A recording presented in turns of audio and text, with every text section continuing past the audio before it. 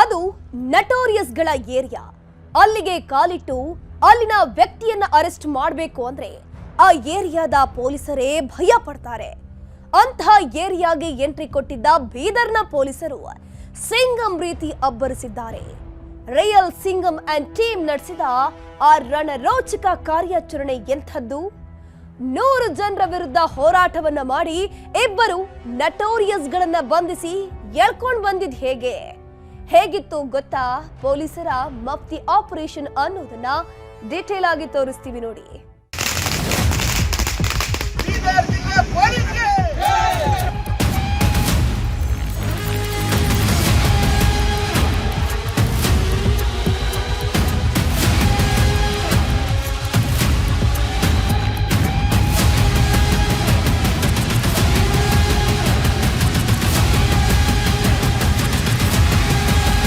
ಪಟಾಕಿ ಹಚ್ಚಿದ್ರು, ರಸ್ತೆಯಲ್ಲಿ ಜೈಕಾರ ಕೂಗಿದ್ರು, ಅದೊಂದು ಮನೆಯಲ್ಲೂ ಸಿಹಿ ಹಂಚಿ ಖುಷಿ ಪಟ್ಟಿದ್ರು.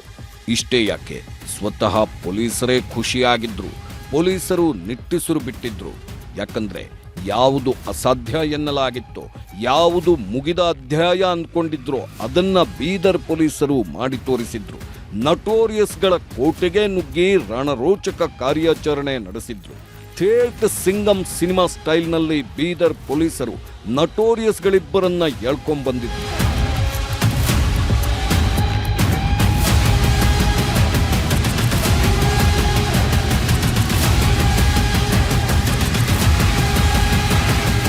ಕಮಕ್ಕಿಮಿಕ್ ಅನ್ನೋಕ್ಕಾಗದೆ ನಡೆಯೋಕ್ಕೂ ಆಗದಂತಿರೋ ಈ ಇಬ್ಬರು ಯುವಕರು ಸುಮ್ಮನೆ ಅಲ್ಲ, ನಟೋರಿಯಸ್ಗಳು.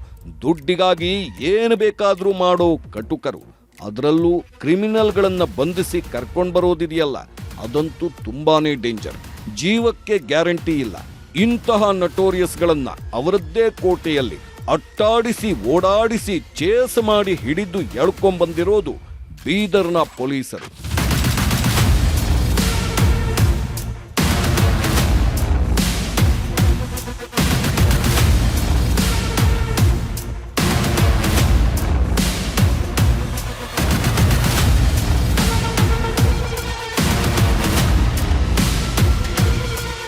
ಒಬ್ಬನ ಹೆಸರು ಅಲೋಕ್ ಕುಮಾರ್, ಮತ್ತೊಬ್ಬನ ಹೆಸರು ಅಮನ್ ಕುಮಾರ್. ಅದರಲ್ಲೂ ಈ ಅಲೋಕ್ ಕುಮಾರ್ ಇದ್ದಾನಲ್ಲ, ಇವನು ಸಾಮಾನ್ಯದವನಲ್ಲ. ಬಿಹಾರ ಪೊಲೀಸರ ಟಾಪ್ 10 ನಟೋರಿಯಸ್ ಕ್ರಿಮಿನಲ್ಗಳ ಪಟ್ಟಿಯಲ್ಲಿದ್ದವನು. 2017ರಲ್ಲಿ ಬಿಹಾರ ಪೊಲೀಸರಿಗೆ AK-47 ಗನ್ ತೋರಿಸಿ ಹೆದರಿಸಿದ್ದವನು. ಇಂತಹ ಕ್ರಿಮಿನಲ್ಗಳನ್ನ SP ಪ್ರದೀಪ್ ಗುಂಟಿ ನೇತೃತ್ವದ ತಂಡ ಥೇಟ್ ಸಿನಿಮಾ ಸ್ಟೈಲ್ನಲ್ಲಿ ಬಂಧಿಸಿದೆ. ಪೊಲೀಸರ ರಣರೋಚಕ ಕಾರ್ಯಾಚರಣೆ ಹೇಗಿತ್ತು, ಈ ನಟೋರಿಯಸ್ಗಳಿಗೂ ಬೀದರ್ಗೂ ಏನು ಲಿಂಕ್ ಅನ್ನೋದನ್ನ ಒಂದೊಂದಾಗಿ ತೋರಿಸ್ತಾ ಹೋಗ್ತೀವಿ ನೋಡಿ.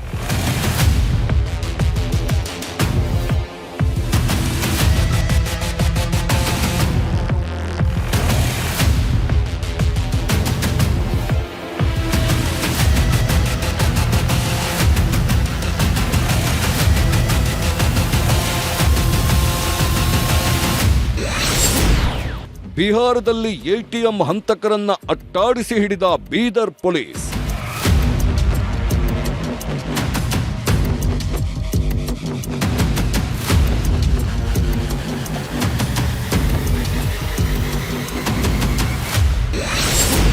ನಲವತ್ತು ಕಿಲೋಮೀಟರ್ ರೋಚಕ ಚೇಸಿಂಗ್, ದಟ್ಟ ಕಾಡಿನಲ್ಲಿ ಕೂಂಬಿಂಗ್.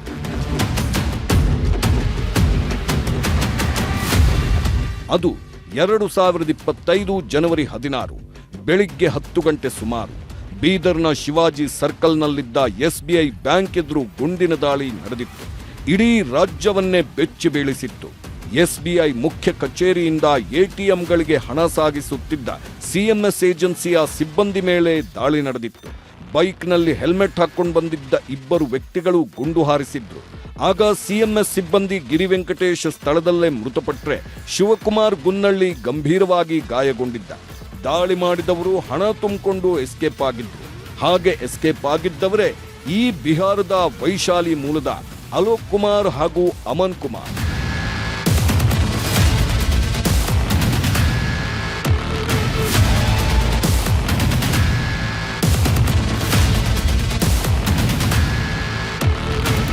ಸಿಎಂಎಸ್ ಎಟಿಎಂ ಸಿಬ್ಬಂದಿಯನ್ನ ಕೊಲೆ ಮಾಡಿ 83 ಲಕ್ಷ ರೂಪಾಯಿ ದರೋಡೆ ಮಾಡಿಕೊಂಡು ನಟೋರಿಯಸ್ಗಳು ಎಸ್ಕೇಪ್ ಆಗಿದ್ದೇ ತಡ ಪೊಲೀಸರು ಅಖಾಡಕ್ಕಿಳಿದಿದ್ರು.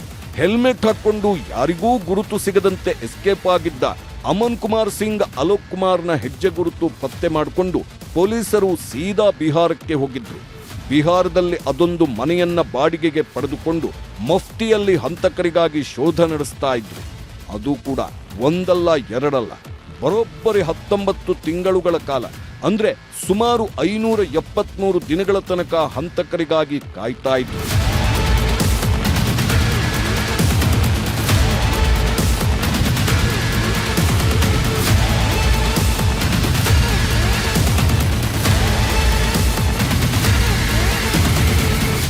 ನಾವು ಇವರನ್ನು ಟೆಕ್ನಿಕಲಿ ಹಿಡಿಯಬೇಕು ಅಂತ ನಾವು ಪ್ರಯತ್ನ ಮಾಡಿದ್ದೇವೆ.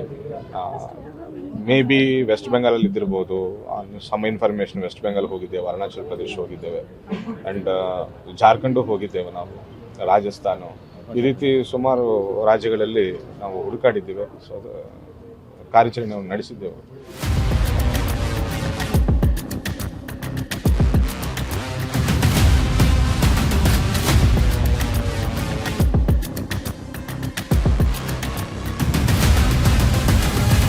ಈ ಅಲೋಕ್ ಕುಮಾರ್ ಮತ್ತು ಅಮನ್ ಕುಮಾರ್ ಊಹಿಸಿದ್ರು, ಬೀದರ್ ಪೊಲೀಸರು ಬಿಡಲ್ಲ, ಅಡ್ರೆಸ್ ಹುಡ್ಕೊಂಡು ಬಂದೇ ಬರ್ತಾರೆ ಅಂತ ಅಂದ್ಕೊಂಡಿದ್ರು. ಕುಟುಂಬಸ್ಥರನ್ನ ಬೇರೆ ಊರಿಗೆ ಕಳಿಸಿ ತಾವೂ ಕೂಡ ನಾಪತ್ತೆಯಾಗೋಗಿದ್ರು. ಹೀಗಿದ್ರೂ ಪೊಲೀಸರು ಸುಮ್ಮನಾಗಿರಲಿಲ್ಲ. ಒಂದು ಟೀಮ್ ಬೇರೆ ಬೇರೆ ಕಡೆ ಹುಡ್ಕೊಂಡು ಹೋಗಿದ್ರೆ ಇನ್ನೊಂದು ಟೀಮ್ ಬಿಹಾರದಲ್ಲಿ ಬಾಡಿಗೆ ಮನೆ ಮಾಡಿಕೊಂಡು ಮಫ್ತಿಯಲ್ಲಿತ್ತು.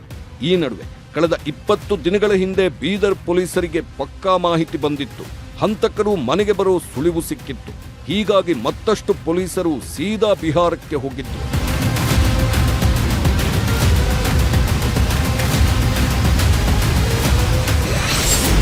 ಮಫ್ತಿಯಲ್ಲಿ ಕಾರ್ಯಾಚರಣೆ, ಕಾಡಿನೊಳಗೆ ಕೂಂಬಿಂಗ್.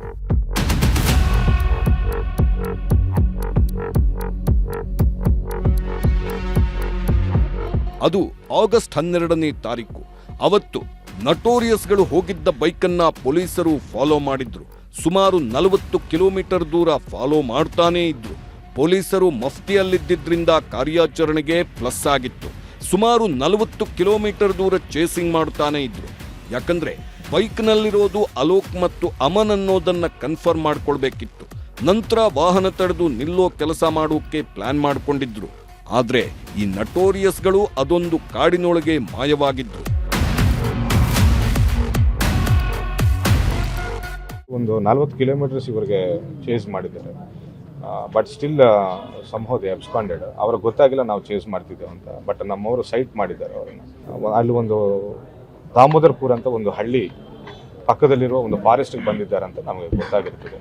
ಆ ಫಾರೆಸ್ಟಲ್ಲಿ ಎಷ್ಟೋ 1 hour 2 hours ಹುಡುಕಾಡಿದ್ರು ಸಹ ನಮಗೆ ಕಂಡು ಬಂದಿಲ್ಲ.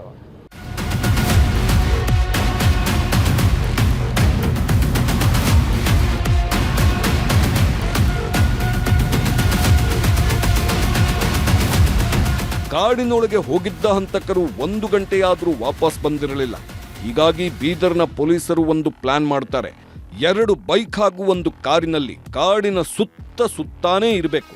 ಯಾರಾದ್ರೂ ಕಾಣಿಸಿದ್ರೆ ತಡೆದು ನಿಲ್ಲಿಸಿ, ಹಂತಕರು ಕಾಣಿಸಿದ್ರೆ ಬಂಧಿಸಿ ಅಂತ ಕಾಡಿನ ಸುತ್ತಲೂ ರೌಂಡ್ಸ್ ಹೊಡಿತಾನೆ ಇದ್ರು. ಈ ನಡುವೆ ಕಾಡಿನಿಂದ ಹಂತಕರು ಬೈಕ್ನಲ್ಲಿ ಎಂಟ್ರಿ ಕೊಟ್ಟಿದ್ದು. ಈ ವೇಳೆ ಮತ್ತೊಂದು ರಣರೋಚಕ ಚೇಸಿಂಗ್ ನಡೆಯುತ್ತೆ. ಥೇಟ್ ಸಿನಿಮಾ ಸ್ಟೈಲ್ನಲ್ಲಿ ಹಂತಕರನ್ನ ಪೊಲೀಸರು ಬಂಧಿಸ್ತಾರೆ.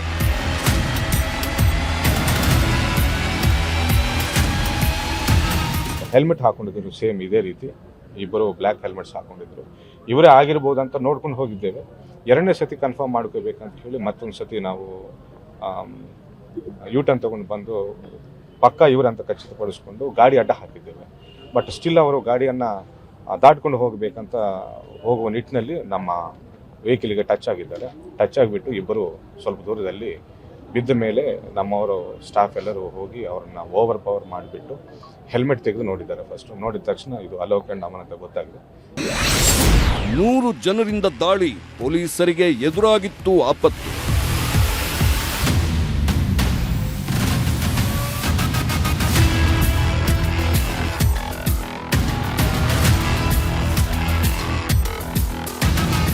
ಕಷ್ಟಪಟ್ಟಿದ್ರು. ಇಂಚಿಂಚು ಮಾಹಿತಿ ಕಲೆ ಹಾಕೊಂಡು ಹಂತಕರ ಬೆನ್ನು ಬಿದ್ದು ಬಂಧಿಸಿದ್ರು. ಕಾಡಿನೊಳಗೆ ಅವಿತಿದ್ದವರನ್ನ ಹೊರಗೆ ಬರೋ ತನಕ ಕಾದು ಅರೆಸ್ಟ್ ಮಾಡಿದ್ರು. ಆದ್ರೆ ಈ ವೇಳೆ ಪೊಲೀಸರಿಗೆ ನೂರಾರು ಮಂದಿ ಎದುರಾಗಿದ್ರು. ನಮ್ಮ ಊರಿಗೆ ಬಂದು ನಮ್ಮವರನ್ನೇ ಎತ್ತಾಕೊಂಡು ಹೋಗ್ತೀರಾ ಅಂತ ದಾಳಿ ಮಾಡಿದ್ರು. ಒಬ್ಬ ಪೊಲೀಸ್ ಸಿಬ್ಬಂದಿಯ ಕೈ ಮುರಿದು ಹಾಕಿದ್ರು. ಇಂತಹ ಸಮಯದಲ್ಲೂ ಪೊಲೀಸರು ಹಂತಕರನ್ನ ಬಿಟ್ಟಿರಲಿಲ್ಲ.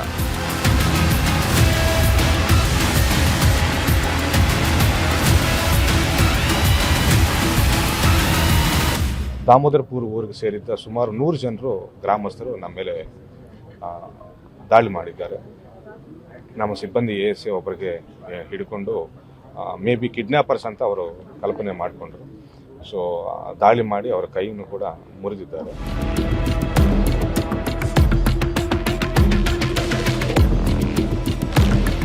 ಇನ್ನು ಡಿವೈಎಸ್ಪಿಯೂ ಆಗಿರುವ ತನಿಖಾಧಿಕಾರಿ ದೂದ್ಪೀರಾ ಮುಲ್ಲಾ ಅವರ ನೇತೃತ್ವದಲ್ಲಿ ಬಂಧಿತ ಆರೋಪಿಗಳ ತೀವ್ರ ವಿಚಾರಣೆ ನಡೆಯುತ್ತಿದೆ.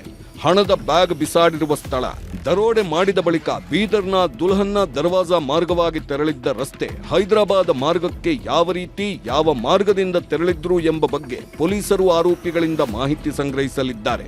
ಬೀದರ್ನಲ್ಲಿ ಈ ಎಲ್ಲ ಪ್ರಕ್ರಿಯೆ ಪೂರ್ಣಗೊಂಡ ಬಳಿಕ ಹೈದರಾಬಾದ್ಗೆ ದರೋಡೆಕೋರರನ್ನ ಕರೆದೊಯ್ದು ಪಂಚನಾಮೆ ನಡೆಸಲಿದ್ದಾರೆ. ಛತ್ತೀಸ್ಗಢದ ರಾಯ್ಪುರಕ್ಕೆ ತೆರಳಲು ಬಳಸಿದ್ದ ಹೈದರಾಬಾದ್ ರೋಷನ್ ಟ್ರಾವೆಲ್ಸ್, ದೋಸೆ ತಿಂದಿದ್ದ ಅಫ್ಜಲ್ಗಂಜ್ ದೋಸಾ ಕಿಂಗ್ ಹೋಟೆಲ್ ಸೇರಿ ಹಲವೆಡೆ ಮಾಹಿತಿ ಕಲೆ ಹಾಕಲಿದ್ದಾರೆ. ನಂತರ ಬಿಹಾರಕ್ಕೆ ಆರೋಪಿಗಳನ್ನ ಕರೆದೊಯ್ದು 83 ಲಕ್ಷ ರೂಪಾಯಿ ಹಣದ ಕುರಿತು ಮಾಹಿತಿ ಸಂಗ್ರಹಿಸಲಿದ್ದಾರೆ.